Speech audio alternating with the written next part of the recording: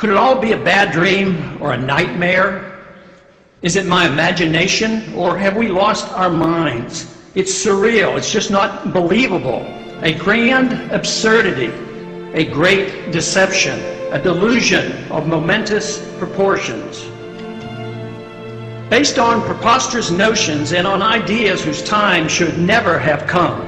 Simplicity, grossly distorted and complicated. Insanity, passed off as logic.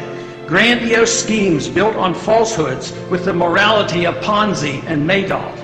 Evil described as virtue. Ignorance pawned off as wisdom. Destruction and impoverishment in the name of humanitarianism. Violence, the tool of change.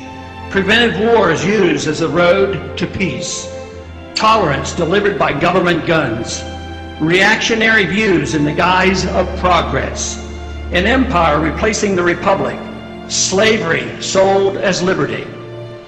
Excellence and virtue traded for mediocrity.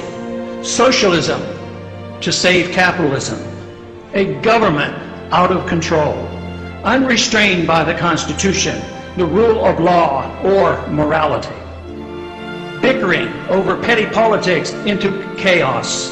The philosophy that destroys us is not even defined. We have broken from reality, a psychotic nation.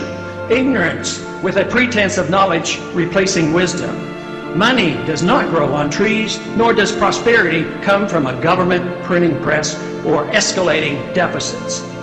We're now in the midst of unlimited spending of the people's money, exorbitant taxation, deficits of trillions of dollars spent on a failed welfare warfare system, an epidemic of cronyism, unlimited supplies of paper money equated with wealth, a central bank that deliberately destroys the value of the currency in secrecy, without restraint, without nary a whimper. Yet, cheered on by the pseudo-capitalists of Wall Street, the military-industrial complex, and Detroit. We police our world empire with troops on 700 bases and in 130 countries around the world. A dangerous war now spreads throughout the Middle East and Central Asia. Thousands of innocent people being killed as we become known as the torturers of the 21st century. We assume that by keeping the already known torture pictures from the public's eye, we will be remembered only as a generous and good people. If our enemies want to attack us only because we are free and rich, proof of torture would be irrelevant. The sad part of all this is that we have forgotten what made America great, good, and prosperous. We need to quickly refresh our memories and once again reinvigorate our love, understanding, and confidence in liberty. The status quo cannot be maintained considering the current conditions. Violence and lost liberty will result without some revolutionary thinking. We must escape from the madness of crowds now gathering.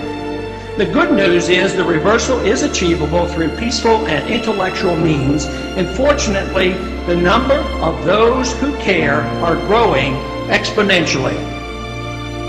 Of course, it could all be a bad dream, a nightmare, and that I'm seriously mistaken, overreacting, and that my worries are unfounded. I hope so, but just in case, we ought to prepare ourselves for revolutionary changes in the not-too-distant future. I yield back the balance of my time.